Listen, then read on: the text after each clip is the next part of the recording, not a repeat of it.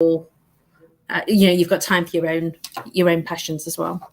Yeah, well, I think one of the things that I did, gosh, it would have been 4 or 5 years ago, was, and this is the purpose thing, right? So somebody said to me, grab a piece of paper, get a normal standard piece of paper, draw a line right down the middle of it, and on one side put the things that you really are good at, so the things that you really are skilled at, and you might have learned those skills over 10, 20, 30 years, whatever. And then on the other side, write down 5 things that you are really passionate about. And for me, this was, on the left-hand side of the page, I had things like opening doors, connecting people, talking. I don't know why I'm good at talking. Can't believe that, Carl. Maybe it's our East Midlander stuff that we're, constantly. And you know what? We never had mobile phones, so we're always talking anyway, right? So we always had to make up something. And so that on the left-hand side, I had all these things around connection and doing stuff. But on the right-hand side, the things that really lit me up and infused me was things like giving, supporting, and helping kids. For some reason, Kathy, I don't know what it is, but ever since I've been in Nottingham, I was born in Nottingham, raised in Nottingham, left when I was 25. But ever since then, for me, helping kids was always something that I felt like inside, it was always going to be something that I was going to do. Yeah. And I think that's something we very much share, isn't it? Because I think, my story, my little cousin had leukemia, was diagnosed in 94. And his transplant failed in 99, sadly. And I couldn't accept, that's more than 20 years ago now, but I couldn't accept that could happen to an 8-year-old. And that's when I stopped being a fashion buyer, actually, and moved into the charity sector. And that's driven the work that I did at Blood Cancer UK. And it's absolutely driven my work at Starlight as well, to make sure that if families have to go through that, there are great charities that are working towards treatment and cure. But Starlight can actually make that experience better and not miss out on life. And illness is such a barrier to childhood. So we definitely share that driving force about wanting to help children, for sure. Do you know what? It's really exciting. And by the way, we're live already. I just flicked the switch, and you probably saw that. But it's just how these things work. We just go live. So the whole thing around Starlight for me in Australia is we've been helping Starlight for probably 18 months now. And amazing job. You've done an incredible job. Well, it's interesting because you come up with an idea or a concept, and nobody knows if it's going to work or not. And so you've got to try and make it work. And we've spent 18 months making it work. And, that's translated into, I think we've helped over 14,000 seriously ill kids now, which is amazing. And to do the same thing in the UK, for me, is almost like a coming home, because well, there's 8,000 hotels. 8,000 hotels that you support up and down the country now? Is that what you...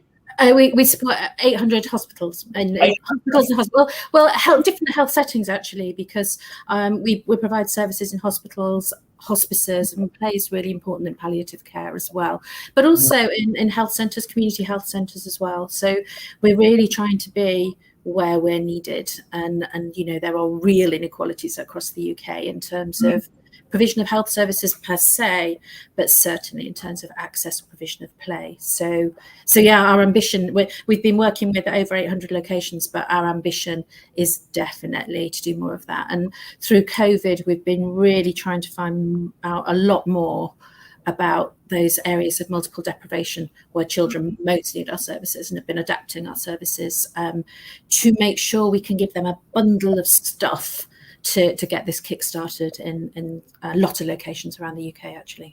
It's really interesting. So let's talk about that, because Starlight is very different. Starlight Australia is very different to Starlight UK. But both supporting kids. In Australia, every business meeting that meetmagic sets up, it supports 18 seriously ill kids to get access to the Starlight room, which is amazing. And now in the UK, it's going to be very different, because every business meeting that gets placed in the UK will help 300 seriously ill kids through play. So explain how that works because I know the boxes that that you guys have created are quite amazing. Yeah. And So well, I've got one here. They're being redesigned because, as you know, Carl, we've just been doing some work on our brand to make us more playful, more accessible for children, have more stand out at the NHS. But also, if you've seen our Skipping for Starlight campaign as part of the Freedom to Play campaign, the merchandise looks great as well. So if you sign up to Freedom to Play right now, you can get a fantastic T-shirt and skipping rope. But here is one of our toolkits. So we do toolkit like that, and that costs £125, full of stuff to distract and just help children get through really difficult procedures, or help prepare them for a difficult procedure, something to talk about, communicate. And that costs about £125. So that's one of the things we do, and that goes to typically nurses actually, but they are used paramedics and things.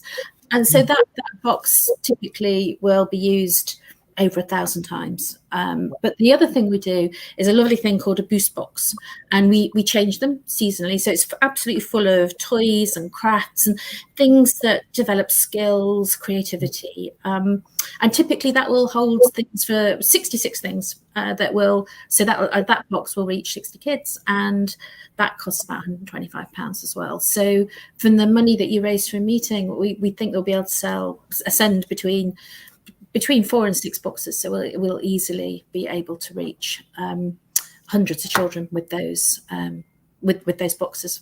So really, and we're developing new things all the time as well. So we do seasonal versions. This summer there's an adventure box, and I think we're calling it a beach box as well.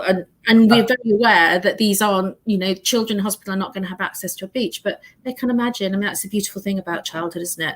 And that opportunity to create and imagine, and that escape from that environment with other children and connect. So we've got lots of different, we vary it at Christmas, we do Christmas ones as well. But I think one of the things I've always liked about Starlight is, although we have got some bigger, more expensive, really important programs around, for example, technology, our core services are quite humble and very accessible, and we deliver thousands of those. So although there's small amounts of money, we have big targets around how many we send out every year. But a single meeting can really potentially help 300 children really easily and tangibly, which is amazing, isn't it? It really is amazing. So I mean, what we're calling on obviously is all business leaders in the UK to simply host a meeting. That's it. There's no ask for money. There's no ask for anything other than 45 minutes of their time. Yeah, that's great. We then match them with a great conversation. So they're basically networking meetings, discovery meetings, and they have these meetings. And once they're finished, we donate money to Starlight in the UK. Now, tell me about the science behind play therapy, because I know there's a lot of new science that's coming out about the importance of play therapy now, rather than other traditional therapies. So have you got anything around that? Yeah, well, I mean, it's very much at the moment, actually, because I think everyone's beginning to realise through COVID the impact on children of not having access to regular play. So not having access to the outdoors, not having access to connection with other children, and even to some of the activities that they'd normally do. So play is absolutely, well, there's a great quote, actually. I'll see if I can just find it. Playful Planet said, "Playing for children is only surpassed in importance by the need to be loved, cared for, and nourished." That's how important it is. And it's a human right. So, and I think it's the most overlooked human right, actually. And people don't actually realise that. So the United Nations Convention on the Rights of the Child, that's why we normally say UNCRC, because it's very hard to say, but acronyms aren't helpful. So Article 31 is all about children having a specific right to play. And why is that? Because the science shows that play is critical to achieve development milestones, and it's critical to develop emotionally, socially, physically, mentally. It's so important. And of course, one of the biggest barriers to play, there are others, but one of the biggest barriers to play is serious illness, and especially hospitalization. So that's why it's really important. And play in the hospital setting especially, but actually at home for families going through COVID too, can help children and their families to cope. It can reduce isolation, it can reduce anxiety, and actually help them to communicate as well and engage with their treatment better.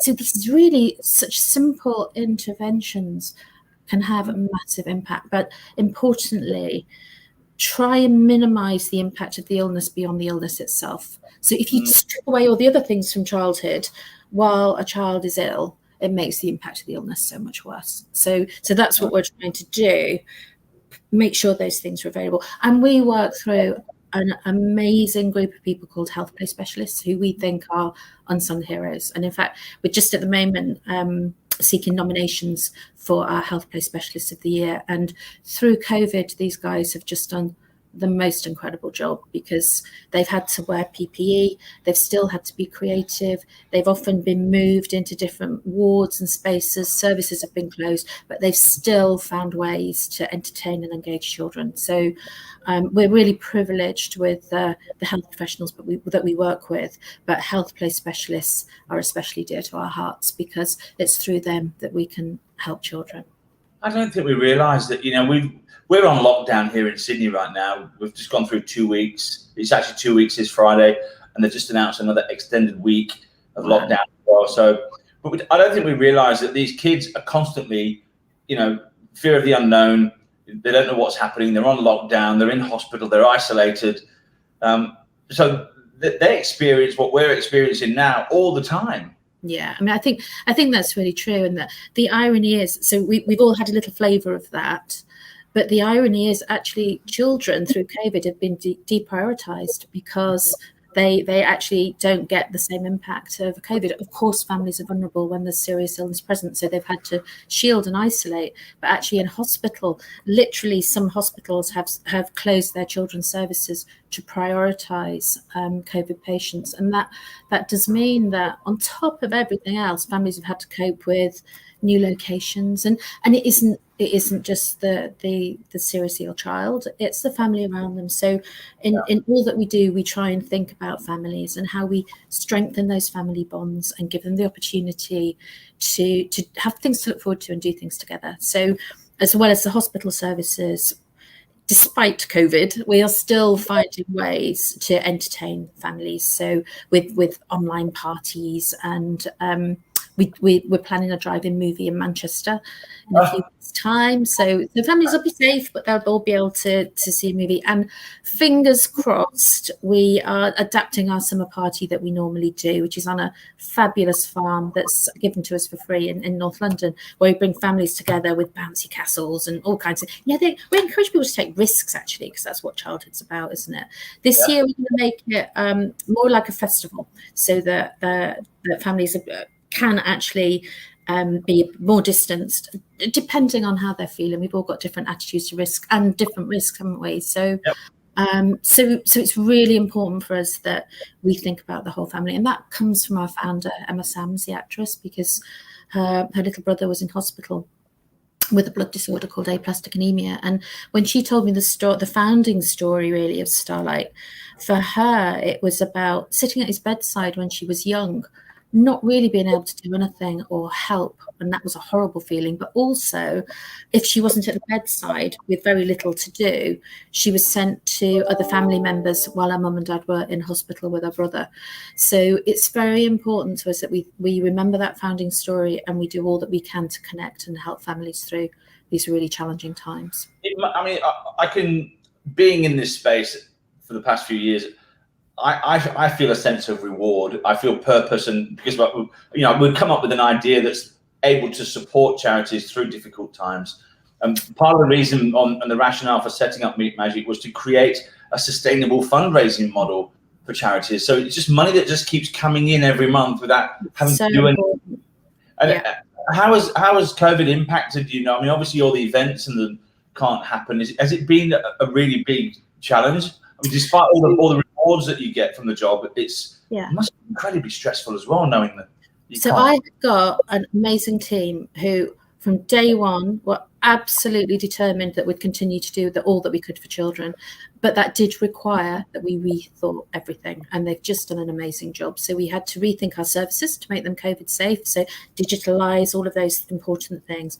But we completely had to rethink our fundraising, because we could immediately see £1.5 million going out of our budgets, just simply because of social connection. So, from dinners and events, those sort of high value events, but also, our mainstay is just thousands of people just doing their bit, and that can be anything from running a marathon to baking a cake. But if you can't get with friends or in the office to sell your cake, you can't raise any money from it. So we were very fortunate last year that our need in the NHS was so strong that we benefited from some fantastic donations from trusts and foundations who prioritise COVID funding. And that really enabled us to do that work that I mentioned earlier around areas of deprivation, particularly, and some proactive services. I think not just Starlight, I think a lot of the charity sector now is starting to think that this year could be more difficult because the first quarter of the year already there hasn't been social connection, and that's knocked on into the next couple of months with some cancellations or postponements of events. But actually this year there isn't COVID urgent funding either. So the team at Starlight are working really hard to find ways in which we can replace that potential lost income. But regular income is so important. So our regular income from lots of people who support us through direct debits and things are really important. But if we can establish meetmagic in the UK in the way you've established that in Australia, it will help us plan. It will help us to know. Last year we managed to do our biggest Christmas ever in hospitals, and we'd love to be able to do that again this Christmas. We want to do parties. We want to have a digital pantomime and give Christmas gifts and Father Christmas visits and those kind of things.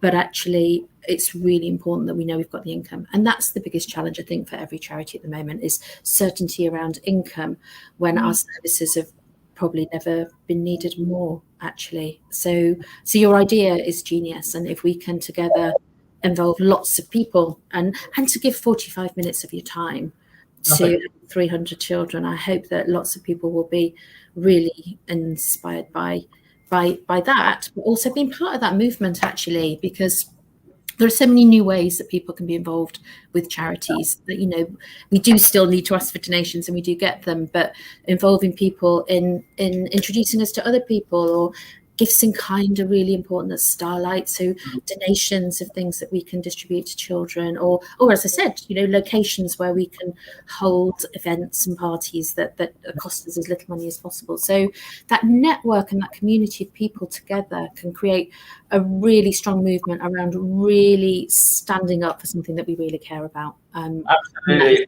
Right to play. And we've already got some amazing execs already signed up in the UK, which is amazing. I think we've had some.